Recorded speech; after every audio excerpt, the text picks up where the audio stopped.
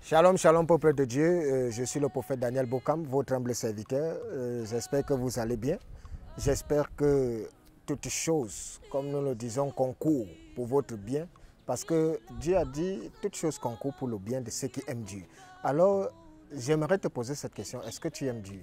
Parce que Dieu n'est pas un menteur. Dieu n'est pas un homme pour mentir. Quand il dit une chose, elle doit s'accomplir. Elle arrive et se manifeste toujours.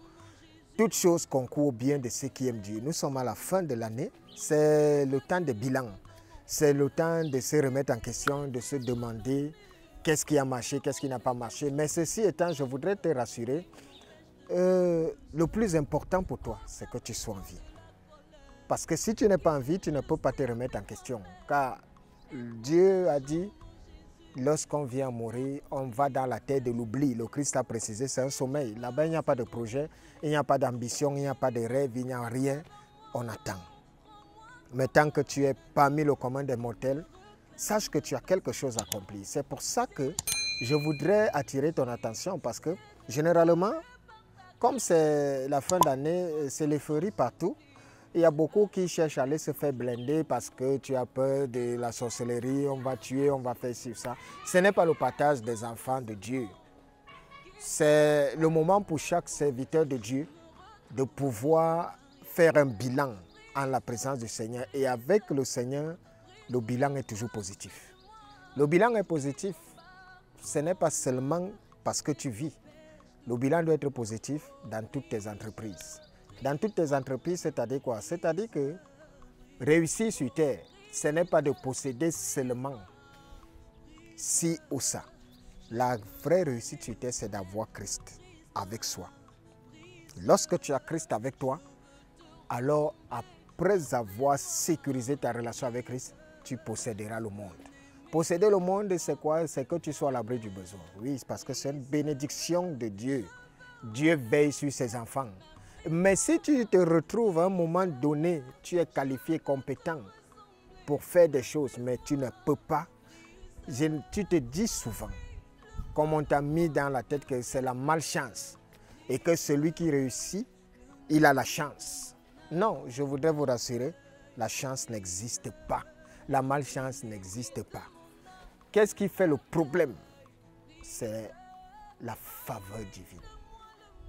C'est un mot, tu le dis souvent, tu entends souvent ça, mais tu ne respectes pas et tu ne crains pas ce mot, faveur divine. C'est quoi la faveur divine? Tu as besoin de la faveur divine pour pouvoir réussir dans toutes tes entreprises. La faveur divine, c'est le simple fait d'être au service de Dieu. Et quand tu es au service de Dieu, il doit pouvoir te bénir. Et lorsque Dieu bénit quelqu'un, cela se ressent par la faveur divine, que nous appelons généralement, vulgairement, la chance. Pourquoi? Parce que tout ce que tu vas entreprendre, tout ce que tu vas s'aimer, doit germer, tu dois récolter. Vous savez qu'il y a des gens qui sèment et qui ne récoltent pas. Vous savez qu'il y a des gens qui travaillent, mais qui ne vivent pas décemment. Vous savez qu'il y en a qui sèment juste un peu et qui récoltent abondamment et ce qui engendre des frustrations de part et d'autre. Non, la chance n'existe pas. Si tu vois quelqu'un qui a du succès dans toutes ses entreprises, sache qu'il est dans le lot de la bénédiction, bien que ne servant pas Dieu. Il est dans le lot de la bénédiction, c'est-à-dire dans sa famille, il y a quelqu'un qui a servi Dieu. Et comme Dieu, quand il te bénit, ne te bénit pas que toi, il bénit et toi, et ta descendance. Et il va souvent jusqu'à la 4e. Il a dit là-bas, haute, c'est jusqu'à 1000 générations. Il fait miséricorde jusqu'à 1000 générations de ceux qui l'aiment et qui le servent. Alors vous verrez quelqu'un, il y a des gens ici, il va te dire, toi qui pries là, tu perds ton temps parce que moi je ne prie pas. Mais tout ce que je fais, tu vois, je veux faire si ça passe, je veux faire ça. Et tu deviens frustré. Non, lui-même il ne sait pas que c'est la faveur divine. Parce que dans sa famille, quelqu'un a servi Dieu et il est en train de jouir de ses bienfaits. Mais ceci étant, si tu te rends compte que tout est fermé pour toi, parce que quand tu ne réussis pas sur terre, ça veut dire que Dieu a fermé le ciel, ce n'est pas le diable. Tout ce que tu fais, il n'écoute pas. Alors, mets-toi au service de Dieu. Nous avons un problème. Nous n'aimons pas Dieu. Nous ne voulons pas servir Dieu, nous ne croyons même pas en Dieu. Et lorsque tout ça commence à se manifester dans nos vies, c'est-à-dire le manque de faveur divine, qui suscite le manque de faveur divine? Qui suscite la faveur divine? Dieu suscite la faveur divine dans ta vie, mais toi-même tu suscites le manque de faveur divine parce que nous sommes tous responsables de nos actes devant Dieu et les hommes. Il nous a donné le choix, soit de l'aimer, soit de ne pas l'aimer, soit de le servir ou pas. Mais nous avons le choix. Alors si tu es dans la faveur divine, c'est parce que tu as fait le choix de servir Dieu et la bénédiction de Dieu se répétera dans ta vie au travers de cette faveur-là. Ça veut dire qu'un enfant de Dieu, comment il est? Quel que soit l'endroit où il se trouve, la lumière y est. Quand il veut faire un champ, il récolte avec abondance. Quand il veut travailler, Dieu doit lui donner un travail. Tout le monde n'est pas appelé à être ministre. Tout le monde n'est pas appelé à être chef d'État. Tout le monde n'est pas appelé à être directeur général. Mais tout le monde est appelé à être en sécurité. Quel que soit le lieu, quel que soit le domaine dans lequel tu te trouves, Dieu doit pouvoir te bénir. Il y a des mamans qui ont bâti des maisons, qui ont nourri des familles, qui ont envoyé des enfants à l'école, même à l'étranger, rien qu'en vendant des beignets. J'en connais. Il y en a qui ont bâti rien qu'en vendant du caramel. Pourquoi? Parce que la faveur divine. Le travail ne te rendra pas riche, parce que si c'est le travail qui te rend riche, qui devrait rendre riche les uns les autres, c'est que tout le monde peut être milliardaire. Tu vas arriver quelque part, tu travailles, mais on ne te paye même pas. Il y a beaucoup qui sont là, à qui on doit beaucoup d'argent, que si on leur remettait cet argent, ils seraient riches. Mais ils n'arrivent pas à entrer en possession de leur dû. Pourquoi? Parce que quand tu es devant quelqu'un, le manque de faveur divine fait en sorte que tu es un esprit, tu es le rejet. Le rejet qui engendre tout ce qui va dans le non-service. Alors, peuple de Dieu, aujourd'hui, je voudrais attirer une fois de plus l'attention des uns et des autres. Pour prospérer sur cette terre, pour réussir, tu as besoin de la faveur divine. Et la faveur divine s'obtient dans le service avec Dieu. Tous les enfants de Dieu doivent avoir la faveur divine. Ce qui fera que quand tu te présenteras devant les hommes, ils doivent te rendre service. Quand tu iras quelque part, ils doivent être prêts à te rendre des services. Pourquoi? Parce que dès que tu trouves d'abord grâce devant Dieu, automatiquement, tu dois trouver grâce devant les hommes.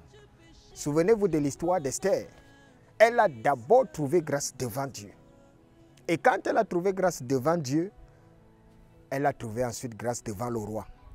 Pourquoi? Parce que quand Dieu l'a béni, la faveur divine était son partage. Tout ce qu'elle a demandé à son époux, le roi qui était son époux, mais il fallait que pour qu'il cède à toutes ses demandes, elle devait chercher la face de Dieu. Pour que le roi cède à ses demandes, elle doit chercher la face de Dieu. Elle ne cherche pas la face de son mari qui est roi. Elle cherche d'abord la face de Dieu afin que Dieu puisse toucher le cœur de son mari. Aujourd'hui, la plupart des femmes, que feraient-elles? Elles chercheront à aller envoûter leur époux. Elles chercheront à aller les manipuler avec des écorces pour que lorsqu'elle dit « Ah, il doit se plier », mais c'est pour combien de temps? Parce que généralement, il y a toujours un back to sender. Alors je voudrais vous exhorter, je voudrais vous encourager, je voudrais vous dire, il n'y a rien de plus formidable que de servir Dieu. Le service avec Dieu engendre beaucoup de bénéfices et beaucoup d'avantages, beaucoup d'intérêts. Lorsque tu es établi au service de Dieu, voilà l'année. Vous savez combien de personnes sont décédées? Et voilà encore ce mois, beaucoup ne vont pas y entrer. Avant le 31 décembre, il y a des milliers qui vont s'arrêter encore. Et pendant le 1er janvier, il y a des milliers qui vont y rester. Mais si toi, tu es toujours dans ce lot, arrête-toi un instant. Si tu n'y crois pas, Dieu t'obligera à y croire. Mais je souhaite que ce ne soit pas dans le seuil de la mort.